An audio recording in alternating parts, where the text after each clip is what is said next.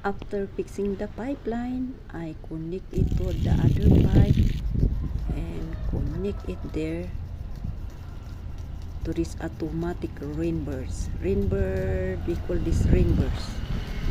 So I put them here to water the plant that I showed before yesterday.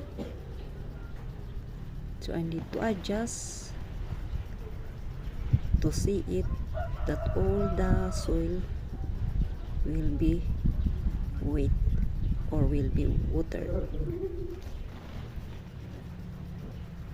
I need to fix the rainburst. Sprinkle. The cold is sprinkle as well.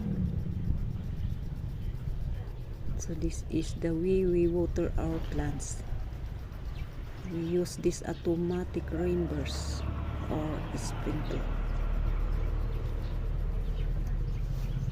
And then we leave it like that for 5 hours or 7 hours so that the water will go deep the soil.